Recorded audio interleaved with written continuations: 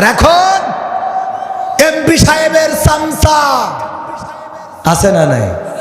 বাইতুল মুকাররমে সাদা তোলে বিএনপির এক নেতার নামে।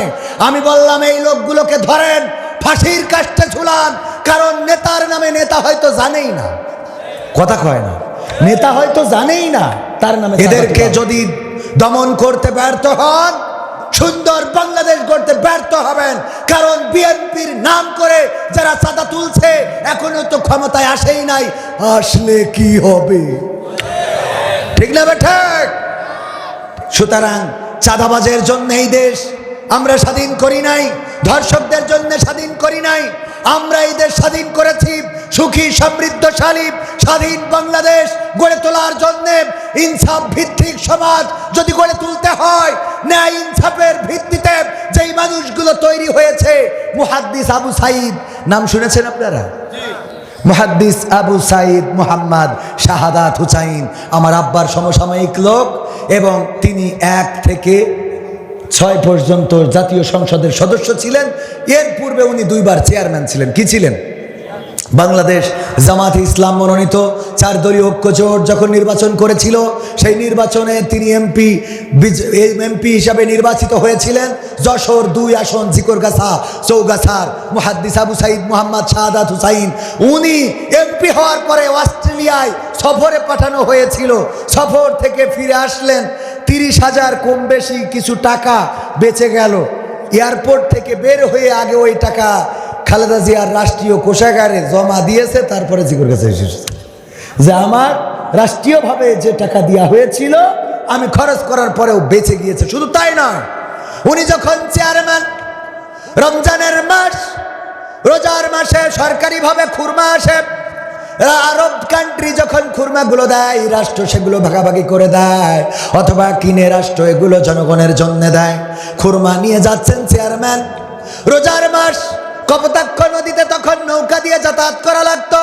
কপোতাক্ষ ঝিকরগাছা থেকে বাকরা পর্যন্ত নৌকা চলতো, নৌকায় উঠেছেন।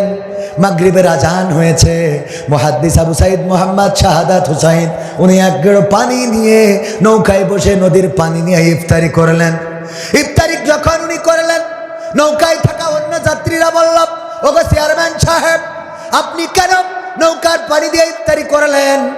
আপনার সাথে থাকা খুরমা, এই খুরমা থেকে 2টা খুরমা বের করে নিয়ে 3টা 5টা খুরমা বের করে নিয়ে যদি ইফতারি করতেন, তাইলে আপনার ইফতারির সুন্নাত আদায় হয়ে যেত, পাশাপাশি ইফতারিটাও সুন্দর হতো।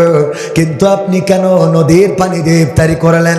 আবু সাঈদ মুহাম্মদ শাহাদাত হুসাইন বললেন, ওগো আমার সহযাত্রীরা শুনে নাও, আমি যে খুরমাগুলো নিয়ে যাচ্ছি এইগুলো রাষ্ট্র দিয়েছে জনগণের মাঝে দেওয়ার জন্য। এই খুরমায় আমার কোনো হক নাই, এই খুরমা জনগণের খুরমা।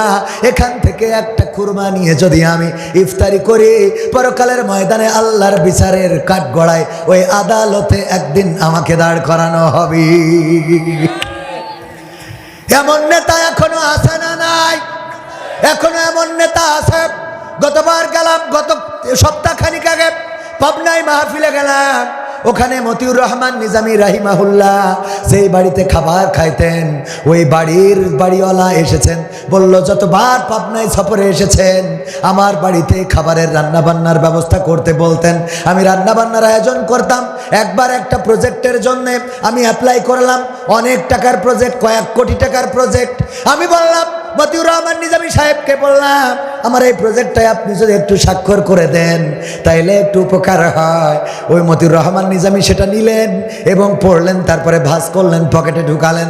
খাওয়ার শেষে বললেন, বলো দেখি তোমার বাড়ি আমার খাবার খাওয়াটা বন্ধ করতে চাও নাকি? বললো না, এটা তো চাই না। বললো এটা যদি না চাও তাইলে এই প্রজেক্টটা তোমার জন্য নয়, এই প্রজেক্টটা তোমার জন্য নয়, কারণ সরকারি প্রজেক্ট এইগুলো যারাই হাতে নেয় তারা 9-6 করে ফেলে, আর আমি 9-6 করা মানুষের বাড়ি খাবো না।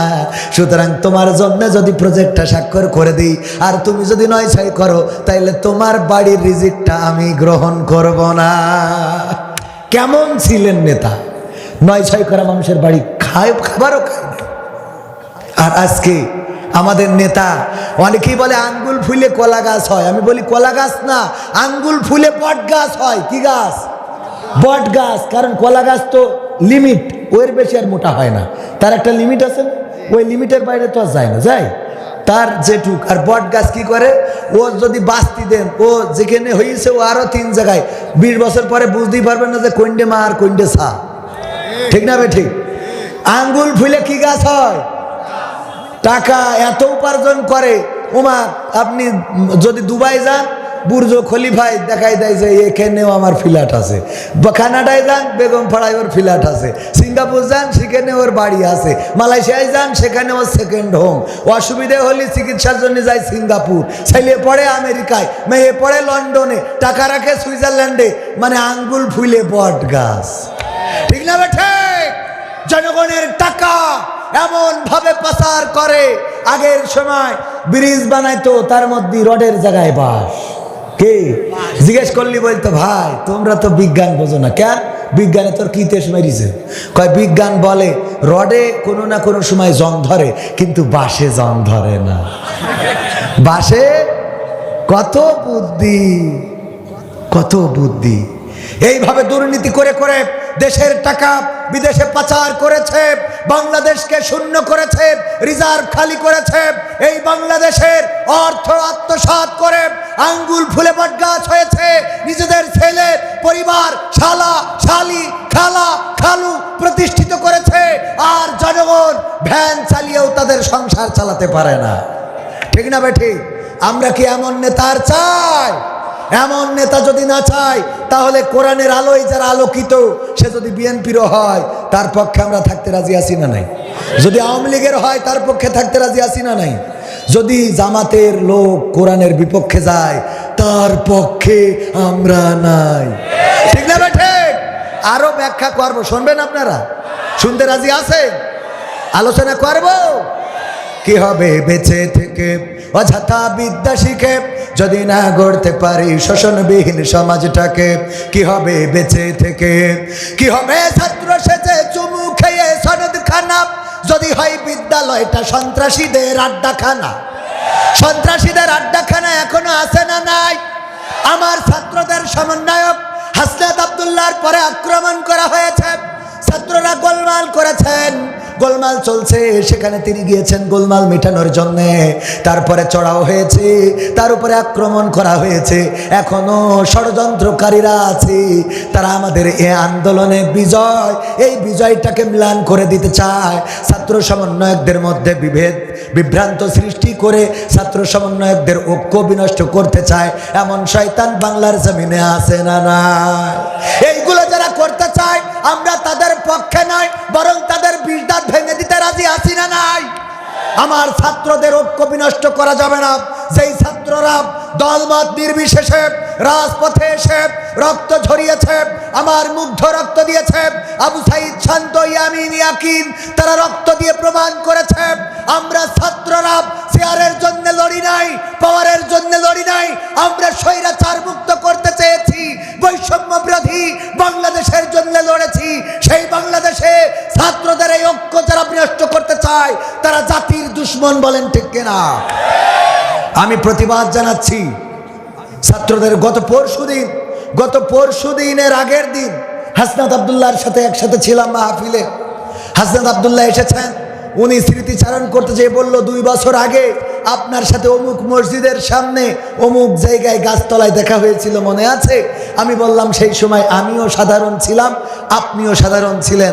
আজকে আপনি অসাধারণ আর আমি সাধারণের জায়গায় আছি। বুকের মধ্যে জড়াই নিলেন, বুকের মধ্যে জড়াই নিয়ে বলতেছেন, কবির ভাই এভাবে বলা যাবে না। আপনারাও আন্দোলন করেছেন, আপনারা আমাদের আগে থেকে আন্দোলন করেছেন এবং সেই আন্দোলনকে আমরা বেগবান করেছি।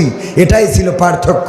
যে আন্দোলন তারা নেতৃত্ব দিয়েও জীবন বাজি রেখে বাতিলের ওই বুলেটকে ভয় পাই নাই, রক্তচক্ষুকে ভয় পাই নাই, ডিবি হেফাজতে নিয়ে হাউন আঙ্কেলের হোটেলে খাওয়াইয়েছে, তারপরেও সার্জিস আলম দেখাইয়েছে ছবিতে যে বন্দুকের নল দিয়ে আমাদের এইটা পাঠ করাচ্ছে।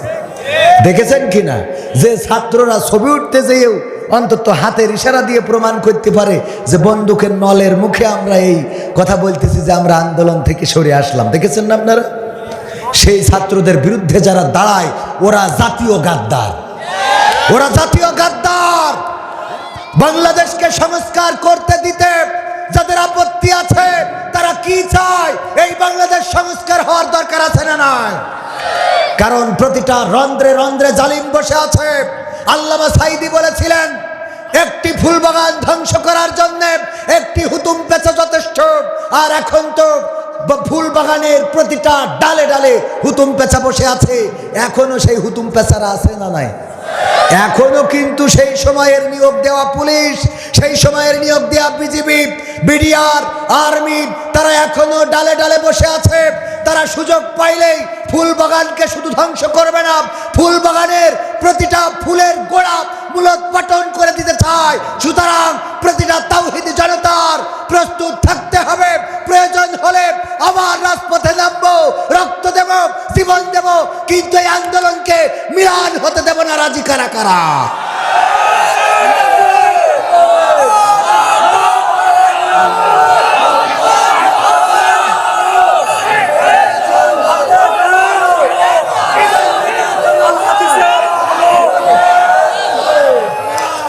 সম্মানিত ভাইয়েরা, যদি আমি আইনুদ্দিন আল আজাদ রাহিমাহুল্লাহর গানটা গেয়েই আমি আলোচনা করব, যেহেতু আমাদের নমিনি রয়েছেন, ইসলামী আন্দোলনের নেতাদের দায়িত্ব কি হবে এবং তাদের কর্তব্য কি হবে সেটাও বোঝানোর, শুধু ওনার না, যারা এই চেয়ারম্যান মেম্বার হতে চায় তাদের দায়িত্ব কর্তব্য কেমন হওয়া উচিত এটা আমাদের জানার দরকার আছে না নাই? কিন্তু এগুলো জানার চেষ্টা করি না। আমরা বলি শোষণমুক্ত সমাজ গড়ব, দুঃশাসনমুক্ত সমাজ গড়ব। দুঃশাসনমুক্ত, শোষণমুক্ত, ধর্ষণমুক্ত, জেনামুক্ত, ব্যভিচারমুক্ত, অন্যায়মুক্ত, অপরাধমুক্ত, সুন্দর, সুখী, সমৃদ্ধশালী বাংলাদেশ যদি গড়তে হয় আল্লাহ রাসূলের চরিত্রের কাছে আসতে হবে। বলেন ঠিক কিনা? কারণ বাস্তব উদাহরণ হলো নবী মুহাম্মদ সাল্লাল্লাহু আলাইহি ওয়াসাল্লাম। তিনি প্র্যাকটিক্যালে ইসলামী আদর্শের স্বরূপ কেমন হবে সেটা প্র্যাকটিক্যালে দেখিয়ে গিয়েছেন। বলেন ঠিক কিনা? এই আদর্শ তো পড়েনি নাই। অনেককে জিজ্ঞাসা করি, বলেন তো আমাদের শেষ নবীর নাম কি? এটাও কইতে পারেন না। নবীর নামই তো জানে না, আদর্শের কাছে আসবে কি? রাসূল কেমন আদর্শ কায়েম করলেন? চুরি করেছে রাসূলের পরিবারের লোক। সাহাবীরা বললেন, আল্লাহ রাসূল, যেহেতু চুরি করেছে আপনার পরিবারের এবং সে একজন মহিলা, সুতরাং তার হাত কাটা এটা মনে হয় করা ঠিক হবে না। আল্লাহ রাসূল সাল্লাল্লাহু আলাইহি সাল্লাম বললেন যে আল্লাহর কোরআনের বিধান অনুযায়ী বিচার ফায়সালা হবে। বলল যে আল্লাহ রাসূল, এটা ভেবে দেখা দরকার। বিশ্বনবীকে অনেক রকম করে বোঝানোর চেষ্টা করলো। বিশ্বনবী সাল্লাল্লাহু আলাইহি সাল্লাম এক বাক্যে বলে দিলেন, ওগো আমার সাহাবীরা, ওগো আমার সহকর্মীরা, ওগো আমার সাথীরা, তোমরা আমাকে বোঝাতে চাও আমার পরিবারের কেউ একজন চুরি করেছে এবং সে নারী, তার হাত কাটা যাবে না। আমি বলতে চাই কোরআনের আইন এসেছে যে বিধান নিয়ে, আজকে যদি আমার কন্যা, আমার কলিজার টুকরা, আমার সবচেয়ে ভালোবাসার ফাতেমাও যদি চুরি করত, আমি নবী কোরআন দিয়ে বিচার করে তার হাত কেটে প্রমাণ করে দিতাম নবীর কন্যাও চুরি করার পরে তার হাত রক্ষা হবে না। এটা ছিল রাসূলের আদর্শ, এটা ছিল কোরআনের আদর্শ। ওমরের সন্তান মদ পান করেছেন, কোন কোন বর্ণনা এসেছে ব্যভিচার করেছেন, কিন্তু নির্ভরযোগ্য মতামত হলো যে মদ পান করেছেন বন্ধু বান্ধবের সাথে মিশে এবং তিনি না বুঝে পান করেছিলেন। তারপরেও হাকিম বিচার করলেন এবং বেত্রাঘাত করলেন। ওমর বলল, আমার সন্তান হিসাবে আমি এটা মানতে পারি না, কারণ আমার সন্তান মনে করে এই হাকিম হয়তোবা বেত্রাঘাতে কার্পণ্য করেছে, সুতরাং এই বিচারটা সানি বিচার হবে। এবং সেই বিচারে 100 বেত্রাঘাতের রায় হয়ে গেল। 100 বেত্রাঘাত, 50টা আঘাত করার পরে কম বেশি মারা গেল। বাকি 50টা বেত্রাঘাত কবরের পরে করে দিয়ে ওমর রাদিয়াল্লাহু তাআলা আনহু বলে দিলেন, আমি আমার দায়িত্ব পালন করলাম, ওমরের সন্তান হিসাবেও ন্যূনতম কার্পণ্য করি নাই।